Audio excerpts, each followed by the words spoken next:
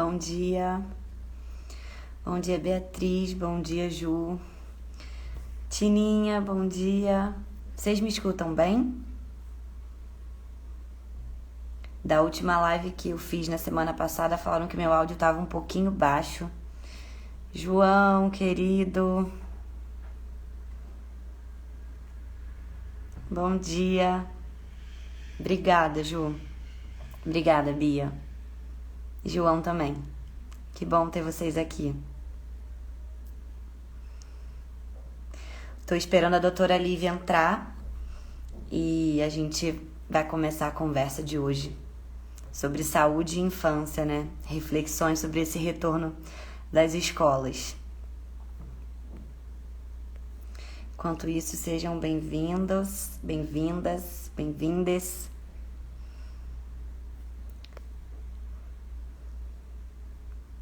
Rebeca, Constância, Érica, Clara, bem-vindas.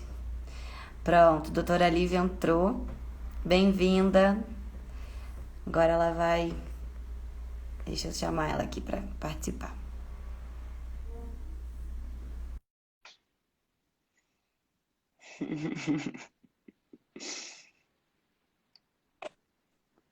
Bom dia, querida. Bom dia, deu certo. Deu certo. Nossa Senhora dos Partos ajudou a gente. É, foi iluminado. Que bom. Então, quero começar agradecendo a Nossa Senhora dos Partos, Uhum. agradecendo a todas as crianças que esperaram um pouquinho para a gente poder ter essa conversa aqui hoje, que a gente estava desejando há tanto tempo, né? Isso, eu também estou super desejando. Então, eu queria contar assim para vocês que eu estou acompanhando a doutora Lívia no Instagram dela e comecei a vê-la pesquisando bastante sobre o retorno das escolas ao redor do mundo e resolvi convidá-la para participar. Ainda não a conhecia, apesar dela ser pediatra de algumas crianças lá do CRIA. E um prazer conhecer e acompanhar esse trabalho que você está fazendo. Acho que a troca de hoje vai ser muito rica para a gente e também para outras famílias que estão acompanhando. Bem-vindos e bem-vindas a todos que estão aqui hoje. Então, a troca de hoje a gente vai falar sobre infância e saúde, reflexões sobre esse retorno das escolas, né, nesse momento que a gente ainda está vivendo a pandemia do coronavírus. E a doutora Lívia, que eu vou pedir para ela se apresentar, ela vai trazer as pesquisas dela, ela vai trazer o que ela tem conseguido acompanhar, que é difícil, né, doutora? Tem muita informação o tempo todo. E queria também contar para vocês que no Espaço CRIA a gente criou uma comissão de saúde composta por famílias e educadores da escola. E essa comissão está construindo coletivamente os nossos protocolos de retorno. E algumas das dúvidas, algumas das questões que eu vou colocar aqui hoje vieram dessa construção coletiva, dessas perguntas, e também algumas das enquetes, né? Algumas perguntas vieram da enquete que a gente colocou aqui no Instagram também. Então, diante desse cenário de tantas, né, dúvidas e pesquisas e incertezas, vamos começar te ouvindo. Queria que você se apresentasse, assim, brevemente, para a gente poder... Claro. Virou aqui. Começar a nossa conversa. Ok. Bem-vinda. Obrigada, é um prazer grande. Eu queria muito, as pessoas querem ouvir do médico, do pediatra, as coisas, mas a gente também quer ouvir do educador, de quem tem uma outra experiência com as crianças, né? O quão é viável o que a gente fala, né? Acrescentar ideias e questionamentos e problemas que também vem dessa realidade que é estar com as crianças na escola, né? Então, acho que a troca, para mim, também vai ser de aprendizado. Eu sou pediatra, infectologista pediátrica e trabalhei em alguns cenários e recentemente trabalho basicamente com nascimentos e com consultório, com a criança que a gente chama puericultura, né? Acompanha o crescimento das crianças. Eu gosto muito disso, de desde nascer até casar. Mas óbvio que eu ainda não tenho idade para ter casado ninguém. Mas é meio essa ideia mesmo de formar uma parceria com a família e acompanhar tudo que vem junto, que influencia a saúde da criança, né?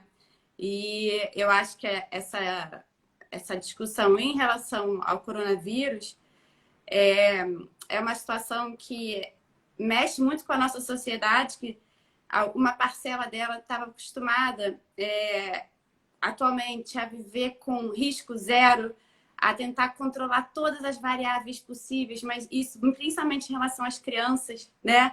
Em controlar todo o ambiente, todas as possíveis questões e ter a falsa sensação de segurança, né? Buscar controlar, né?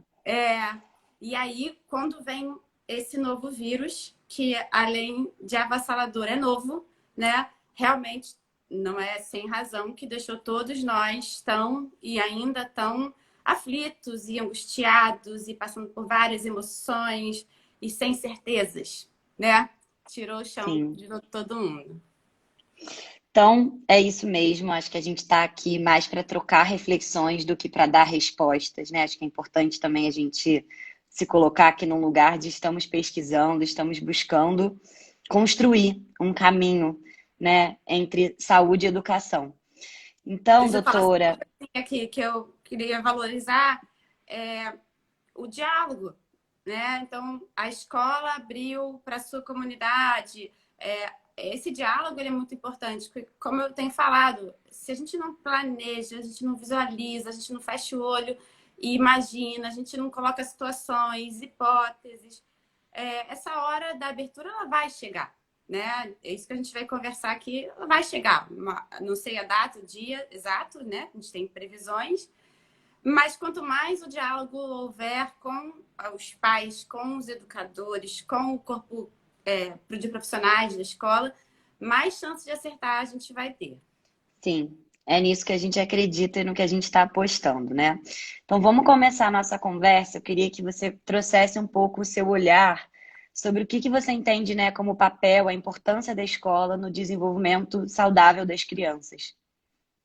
Vamos começar Isso. por aí. Se a gente fizer uma análise, né, dos últimos anos e décadas, a escola ganha cada vez mais importância na vida das crianças. Antigamente se colocava na escola com 4, depois com 3, depois com 2, né? E hoje em dia as mulheres estão grávidas e já sabem para qual creche a criança vai assim que a licença maternidade acabar, né? A mulher, estruturalmente na sociedade, ficava mais responsável pelo cuidado com a criança, e do momento que ela sai para o mercado de trabalho, que ela tem desafios, que ela tem outros desafios diferentes, a escola ganha um papel fundamental, assim, um tripé mesmo com a família, né? Pai, mãe, escola, no cuidado com a criança. E aí não mais só em educação, matemática, português, desenhar, massinha, né? O que seja. Experiências, socioemocional. Mas colocar valores, seu campo das experiências, né? Possibilitar. Acho que travou o seu vídeo para mim. Me ligaram. Voltou. Vamos Acontece, ver. gente. Ela é pediatra. Era anestesista, tô com medo aqui. Se ligar de novo, eu vou atender. Tá bom. No campo das relações afetivas também, né? Hoje em dia a gente sabe que essa sociedade que a gente está, ela tem um grau de estresse implícito para adultos, mas também para crianças. Tem uma rotina estressante e a escola vem a ser até um refúgio, né? Um local de alívio desse estresse. Então, eu não vejo nesse momento atual uma outra organização para as crianças que possibilite o crescimento saudável e o desenvolvimento, no jeito que as famílias estão organizadas, sem a escola, isso desde pequeno. Eu sei que o seu público aqui é mais de crianças Educação pequenas, infantil e o primeiro ano do fundamental. Então, eu vou me focar mais, né, até nesse diálogo, sabe? Então, tem uma visão de até que ponto meu filho precisa da escola. Realmente, é uma criança que tem experiências, que tem contato com a natureza, que se relaciona com pessoas diferentes só da sua família. Pai, mãe se colocam numa posição diferente com a criança, né? Adulto-criança. Então, essa criança precisa ver outros adultos, outras regras, outras maneiras, outros limites que ela encontra, né? mas muito por ver outras crianças. Eu brinco com a minha filha, ela ganha no jogo, né? Ela brinca com outra criança e ele perde, né? E por aí vai, né? Então, se essa criança consegue ter relações sociais com outras crianças e adultos, se ela dorme, se alimenta bem, tem relações afetivas, até uma certa idade, sim, é possível não ter a escola, né?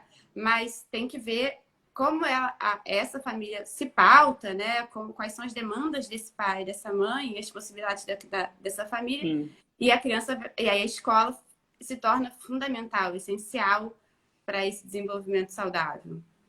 Sim. E no CRI a gente percebe muito isso, né? Como que as crianças veem esse espaço da escola como um território de infância. E aí a gente está trazendo primeiro esse tema para a nossa conversa, porque é para a gente já olhar para a saúde não só como um processo biológico, mas também uma saúde integral, né? A gente olhar para a saúde emocional, para a saúde mental e para todos os processos que envolvem, né, o nosso equilíbrio e o nosso bem-estar. E também das crianças que estão nesse momento sofrendo muito, né? Eu tenho visto a doutora Lívia falando que são os mais afetados, né, com o coronavírus. Então, queria que você trouxesse agora um pouco, né, essa visão sua sobre como é para as crianças, como é que está sendo, né, na sua visão, esse confinamento, essa quarentena. Isso. Cada vez que eu amadureço mais, eu percebo realmente como as emoções interferem no processo de saúde e doença. E a criança muito com uma vida própria e o redor dela, a família, influenciando diretamente nessas emoções de uma forma que é indissociável, né? Muitas vezes.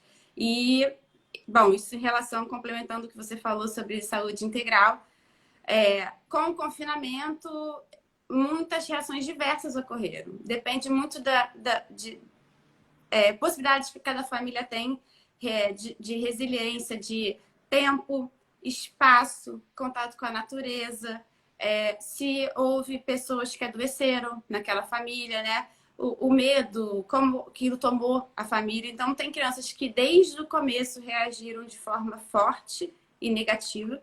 E tem crianças que inicialmente conquistaram os pais em casa. E que era uma coisa muito nova, conviver tanto com ou um pai, ou com a mãe, ou com os dois, né? Fazer refeições de família. Então, tem crianças que a linguagem disparou, sabe? Nesse momento inicial.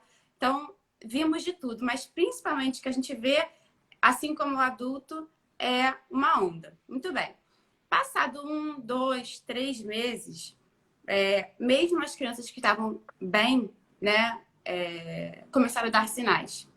E a gente vê doenças autoinflamatórias reagudizando com alta intensidade, crianças maiores desenvolvendo tiques importantes, criança que dormia bem passando a ter insônia, criança que dormia sozinha no quarto, não aceitando mais dormir sozinho no quarto, rangendo os dentes, crise de ansiedade Desfraudes que reais. estão regredindo. Xixi no chão, cocô no chão, sabe? Autoflagelação, bater em outras pessoas, briga de irmãos. Eu tive um relato que para mim me chocou muito, assim, porque eu conheço a família, de parar a polícia, né, na porta, chamado pelos vizinhos. E quando eu postei aqui sobre isso, briga entre vizinhos enorme, porque tá todo mundo em casa.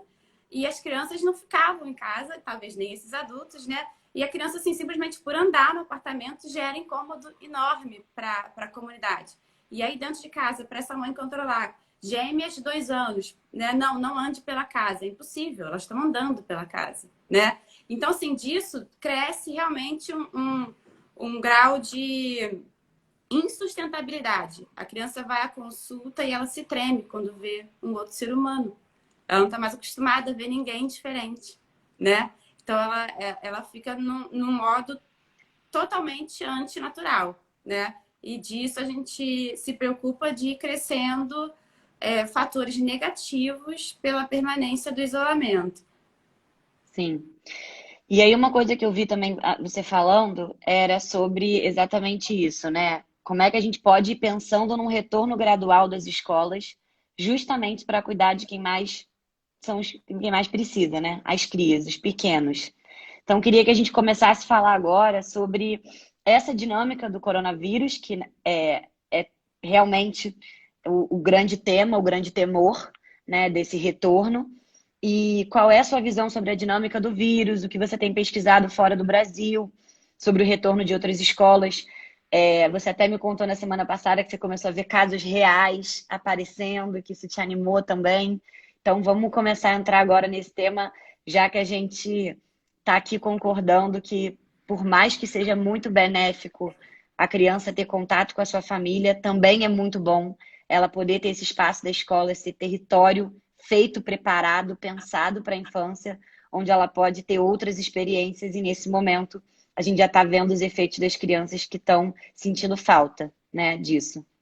Sim, e lembrando que os pais, muitos nunca pararam de trabalhar, mas alguns tiveram a possibilidade de trabalhar em casa, muitos permanecem, e eu espero que assim seja o máximo possível, mas muitos já voltaram para fora de casa, e aí tudo vai se agravando mais. Sobre o coronavírus, né?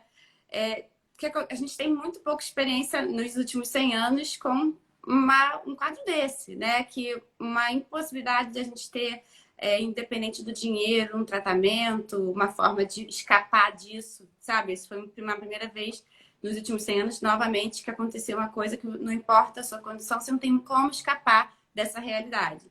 E a gripe espanhola, que foi o caso que a gente mais volta para ler, estudar, todo mundo ouviu alguma história dessa época e tudo, o modelo de um vírus chamado influenza, que é um vírus respiratório, altamente infectante e que vamos realmente usar esse exemplo, né, para atuar com as crianças. E na influenza, as crianças são um dos principais grupos atingidos, né, assim como todos os outros vírus respiratórios.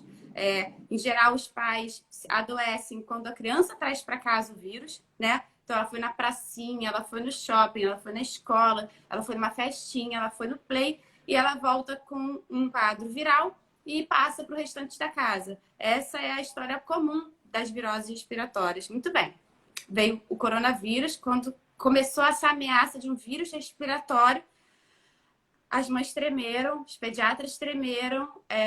Era óbvio que, mais uma vez, ia ser mais um vírus respiratório na infância. E aí, mês após mês, a gente foi vendo os adultos com uma história para contar, né?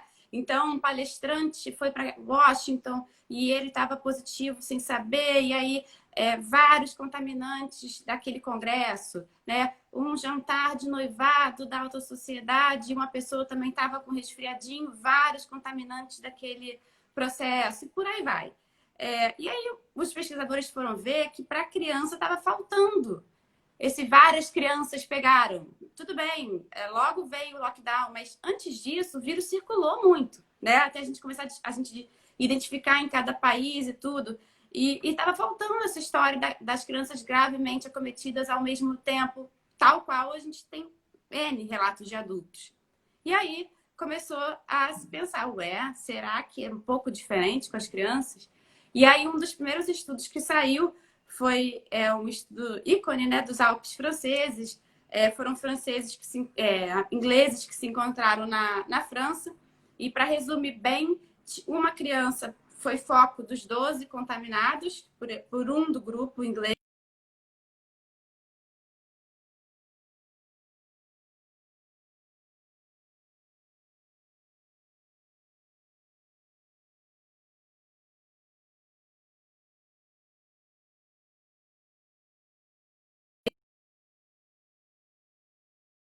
Né? Doutora, travou para mim aqui.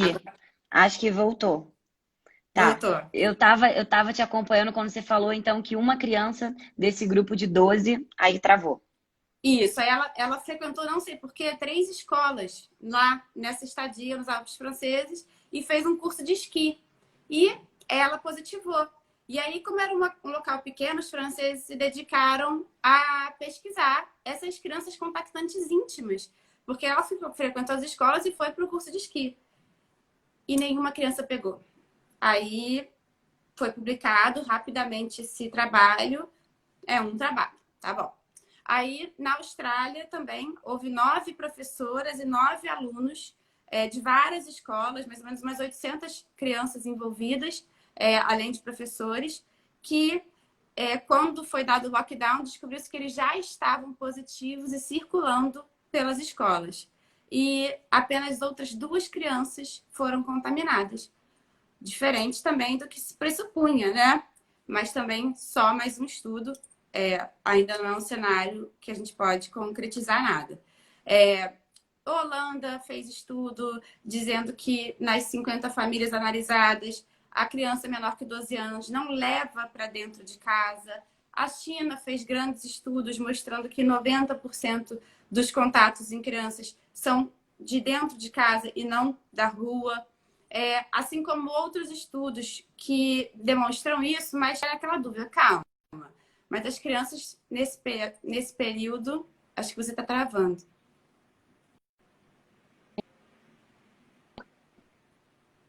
Mas vamos lá. Vamos continuar. Tá, foi. Tô te ouvindo aqui. Tá me ouvindo? As crianças, Tô. nesse período, não ficaram móveis na sociedade. Essas crianças não estavam móveis, não estavam andando, circulando, né? E eu não incluí nada a partir de então. Você tá meio travada, Tô te ouvindo. meio normal. Mas tô te ouvindo. Tá. Tá tudo bem? Tá. Tá. Então, são estudos muito interessantes, mas claramente inconclusivos. E por um período de março a maio, junho, a maioria dos estudos viria com esse viés de, cara, a criança não está normal, ela não está circulando, então eu não vou poder concluir nada. Tá.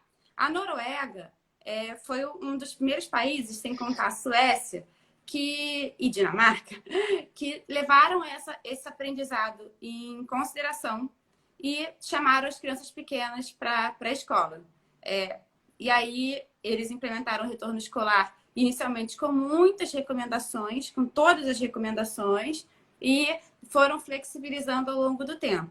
Mais uma vez, são países menores, com índice de desenvolvimento humano muito diferente do nosso, com a incidência, com a epidemia rapidamente controlada, e mais uma vez não podemos importar totalmente ipsilitris esses conhecimentos. Sim. Tá?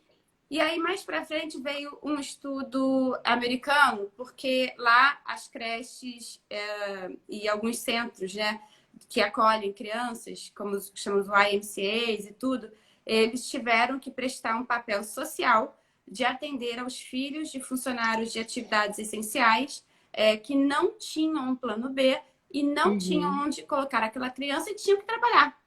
E aí, eles atenderam essas crianças com protocolos de segurança, que a gente vai falar mais adiante, não de uma maneira normal, esses locais não estavam cheios de criança, foram com medidas, né? Mas eram crianças expostas a fatores de risco, tanto pelos pais que estavam trabalhando em serviços essenciais, quanto por ir e vir de uma creche, uma escola, nesse período. E eles viram também que foi possível, que foram casos isolados, não houve 2 casos em 14 dias no mesmo local, né? E que teria sido um grande ensinamento que, de fato, esse conceito que vem sido trabalhado faz sentido mesmo no local com alta incidência da pandemia, porque incluiu Nova York, por exemplo. Tá. Teve um estudo na Coreia do Sul. Tá travando às Tô vezes, tá aqui. com um 4G? Eu tô te ouvindo. Na Tá Coreia bom. do Sul. Teve um estudo na Coreia do Sul, que é um país que é muito interessante em rastrear, né? E eles publicaram 3 casos nesse artigo. 2 com crianças adoecendo, e uma delas adoecendo dentro da escola, durante a aula, febre, tal, isola, coronavírus. E eles rastrearam os pares e professores e ninguém pegou. Com medidas de segurança nessas escolas, com um protocolo alterado nessas escolas. E o terceiro caso que eles publicaram foi o adoecimento de um profissional da escola, de uma pré-escola também. E aí esse caso eu acho que ensinou muito, porque os contactantes, que não foram poucos, foram de outros adultos da escola, tá? E eles foram para casa e contaminaram suas famílias também. Então, um alerta de que a gente está, talvez, com um bônus em relação às crianças e com toda a responsabilidade em relação aos adultos. Isso é uma coisa legal da gente guardar, e a gente entende que o adulto, ele é ciente das medidas que a gente tem conhecidas de proteção, pode se proteger, né? E aí a gente vai falar mais sobre isso depois também, né? Sim. Aí eu queria falar sobre um caso também que foi pré-lockdown, pré-conhecimento da pandemia e tudo, que foi na França. Foi uma cidade próxima a Paris. E duas professoras de escola maior, né? Beleza, resfriado.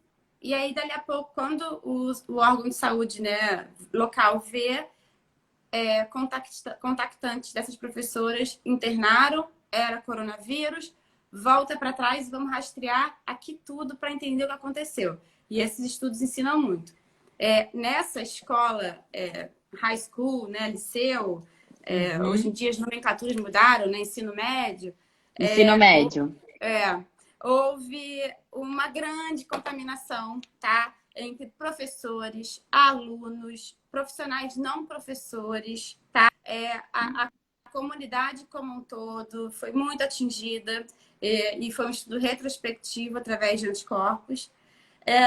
E aí eles foram ver 6 pré-escolas daquela região.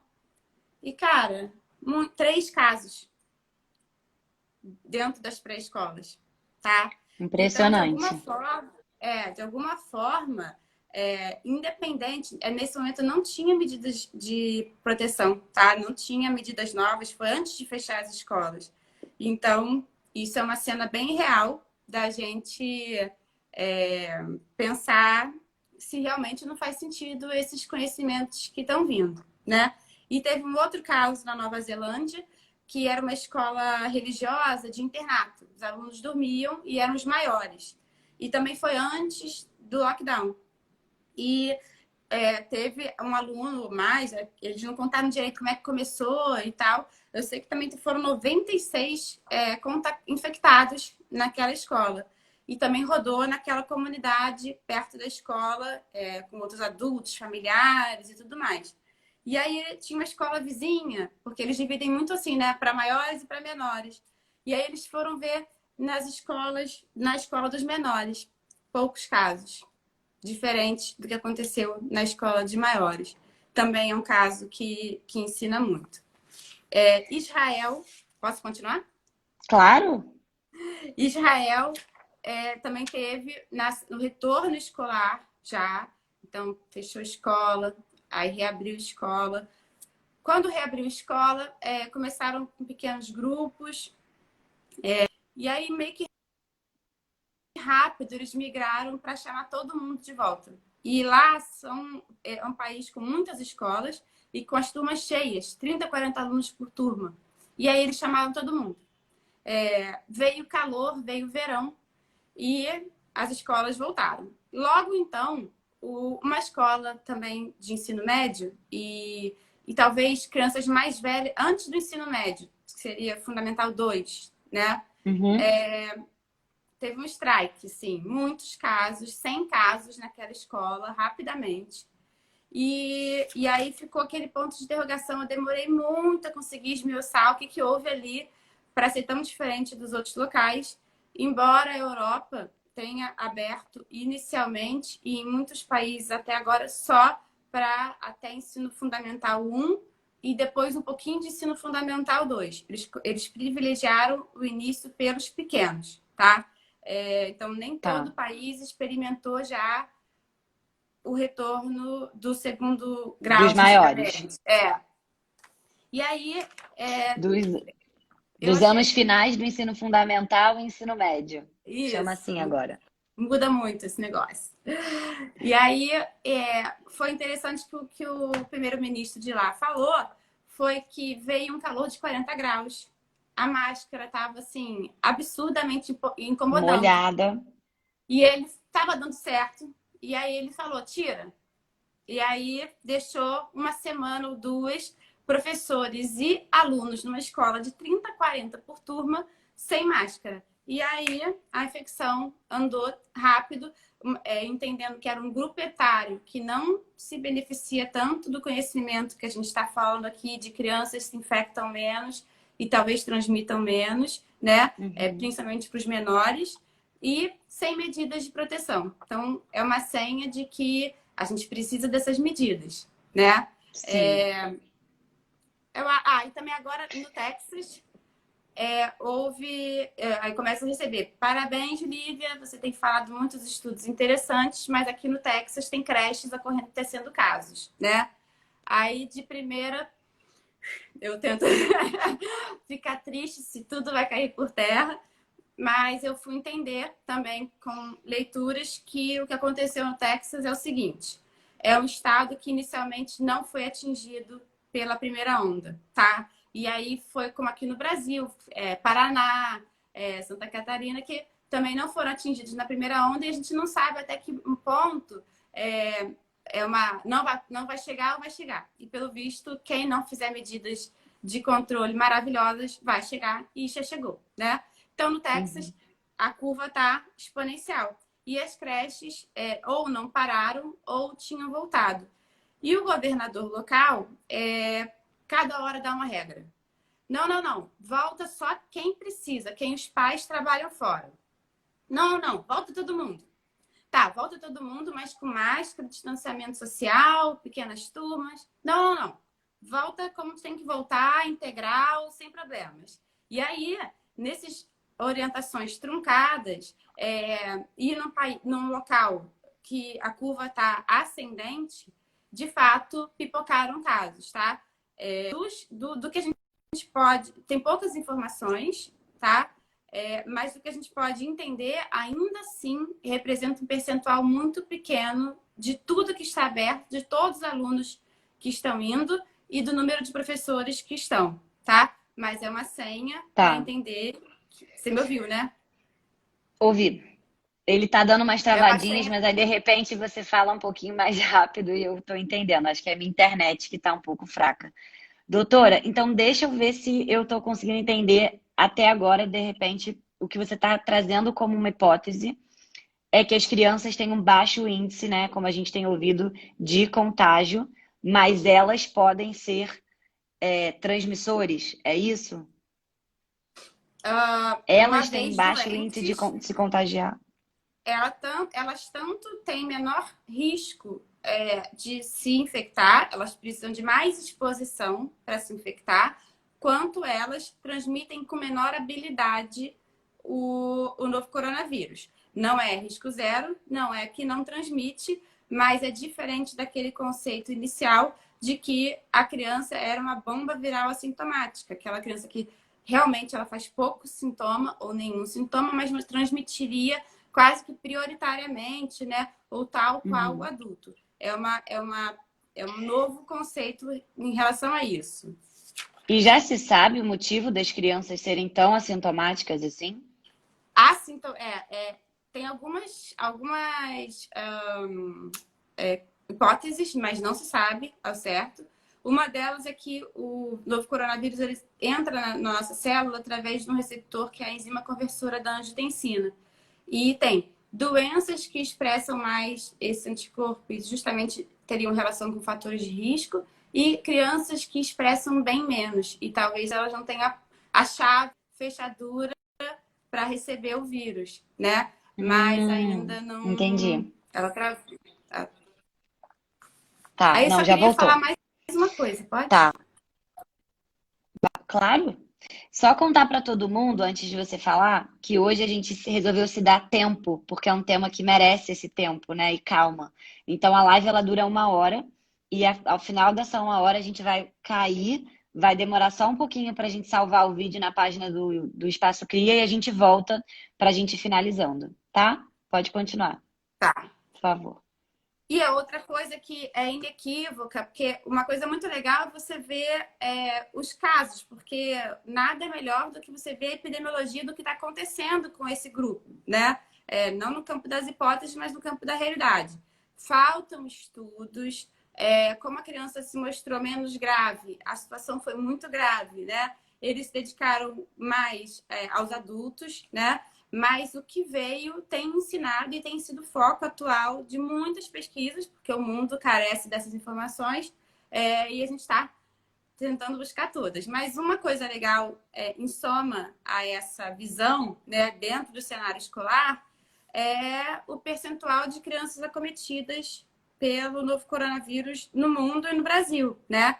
Então, no Brasil não ficou diferente do mundo.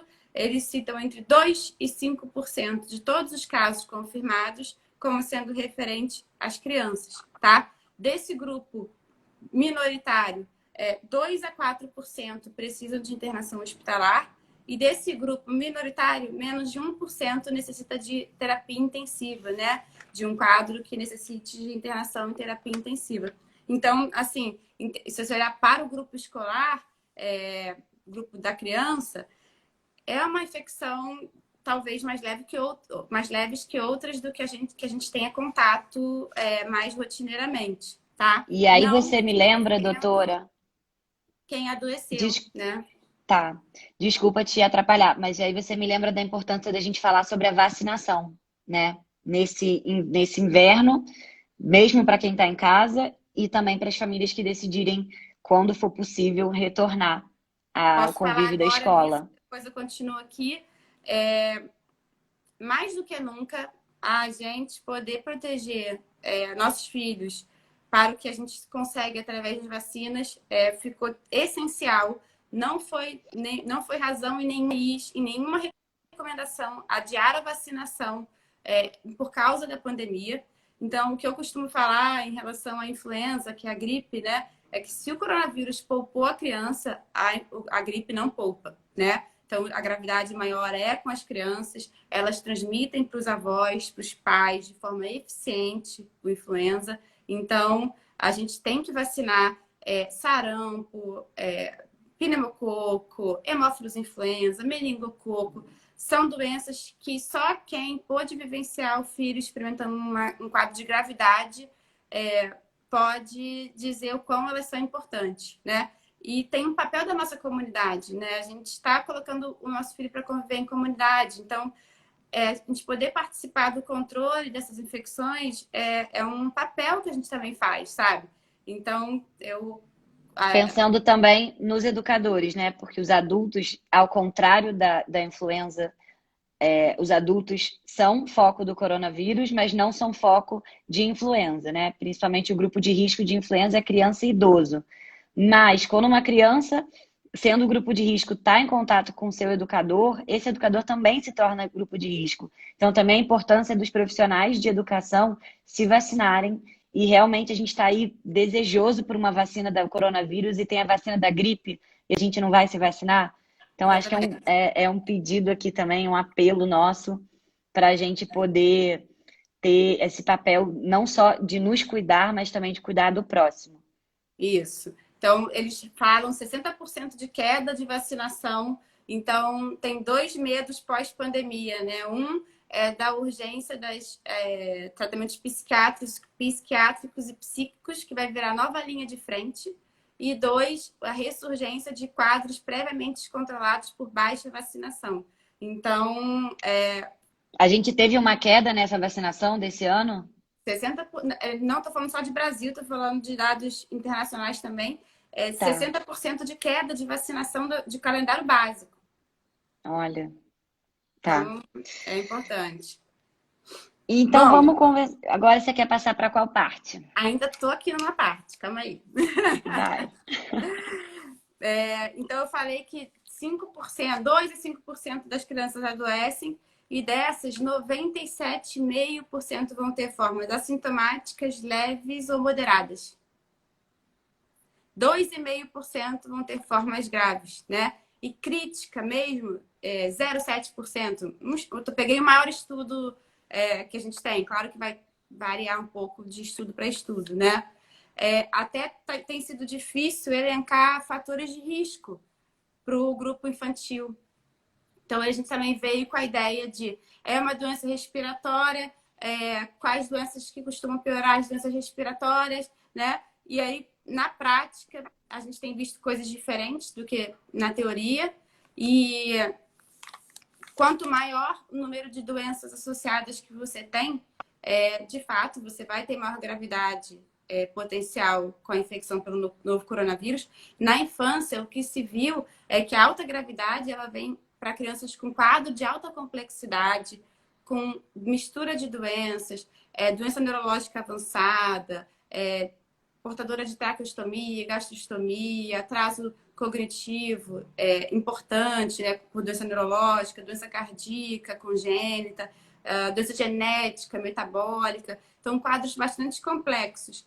As outras patologias, doença renal dialítica, né, para crianças maiores, a obesidade com IMC maior do que o percentil 95, né, anemia falciforme, diabetes tipo 2, e não posso ignorar os menores de 1 ano. Nas estatísticas, os menores de 1 ano internaram mais. E depois foi crescendo com a idade.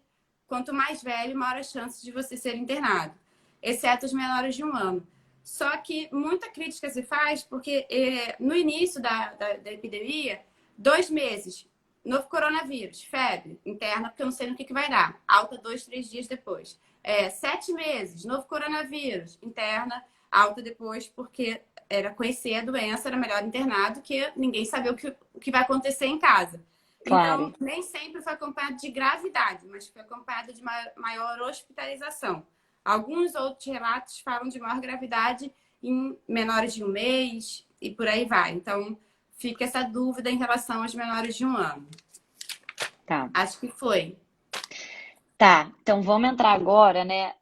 Como é que você está vendo esse caso do Rio de Janeiro? Vamos trazer agora para a nossa realidade. Como é que você está vendo o cenário do Rio e a possibilidade da gente começar a pensar num retorno seguro?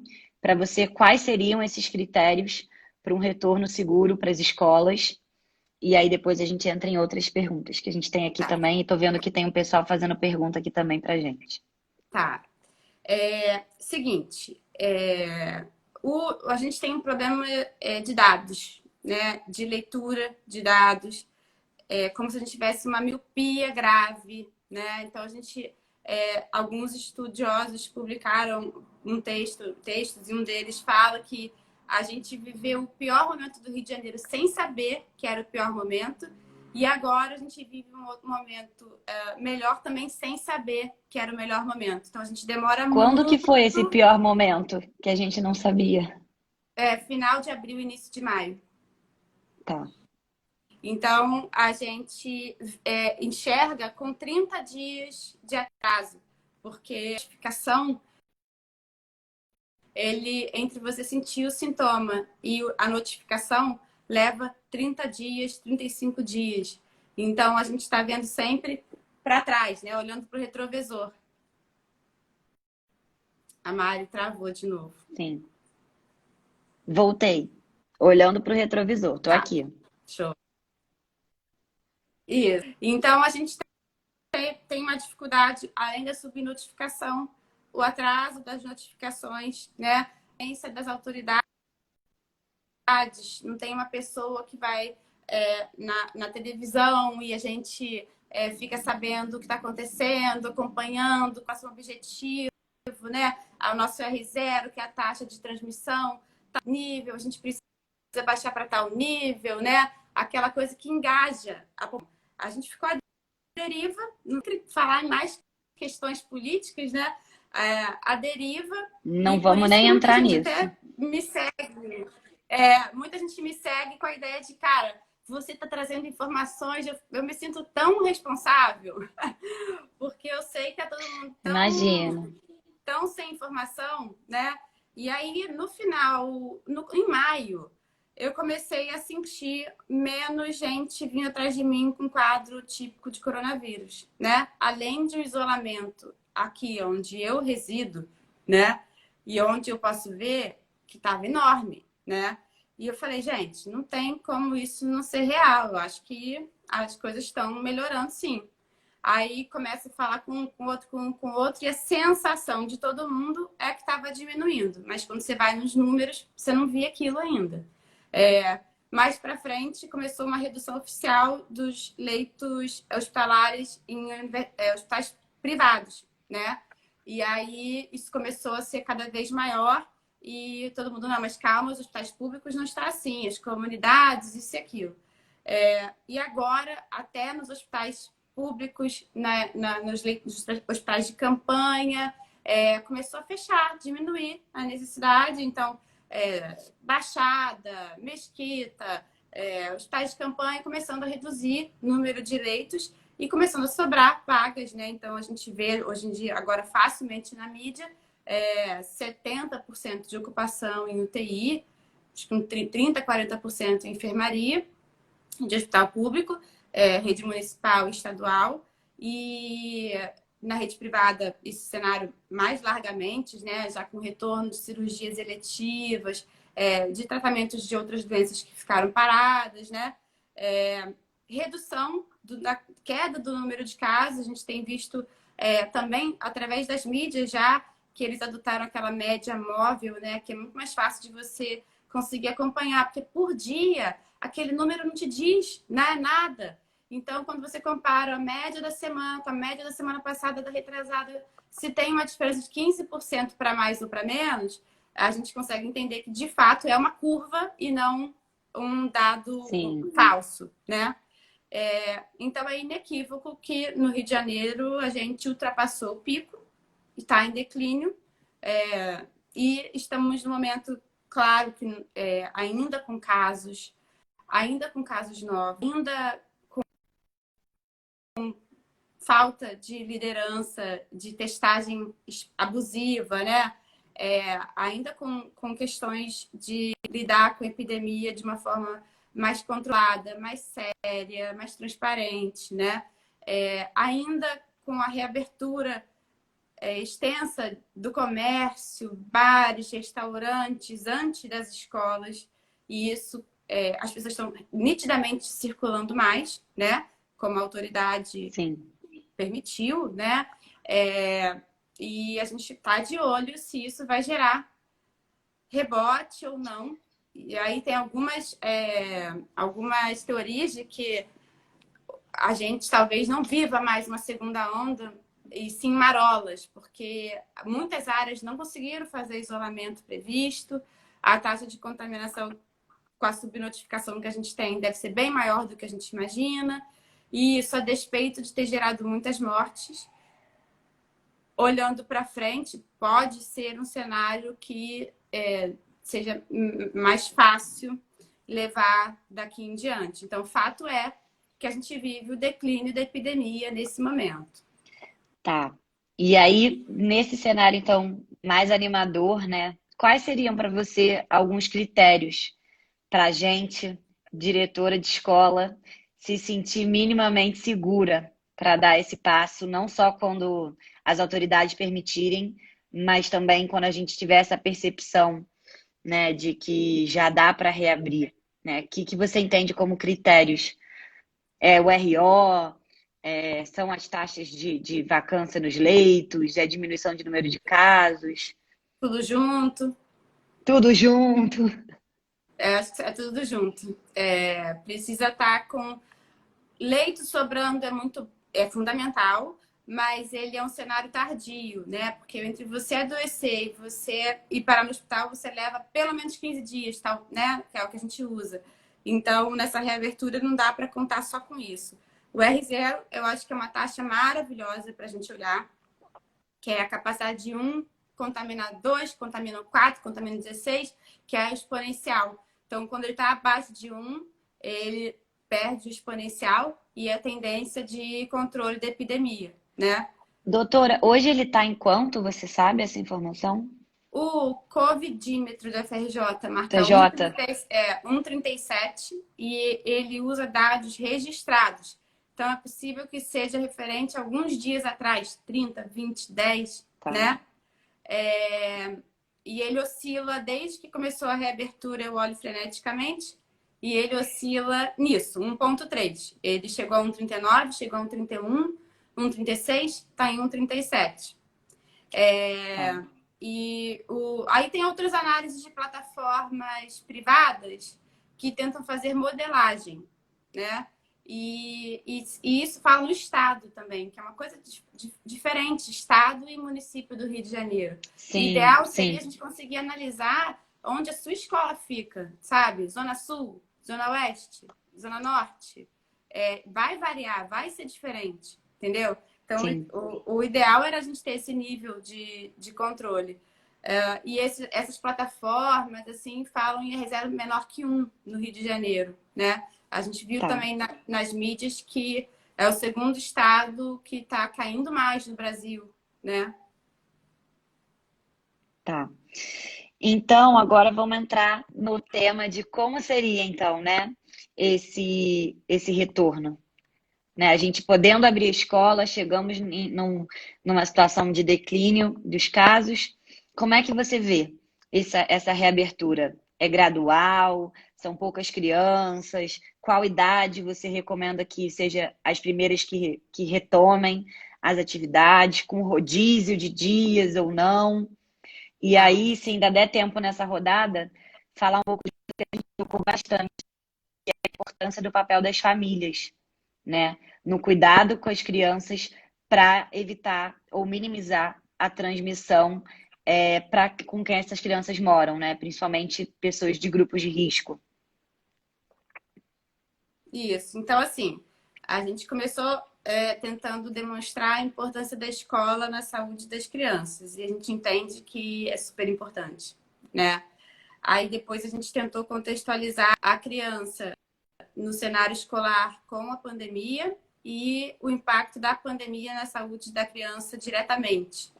E a gente viu que também é alentador, não sei como é que se fala, que a criança ela tem um baixo impacto acalentador pela pandemia e talvez ponha um risco para a sociedade, tal qual se pensava em aglomeração na escola.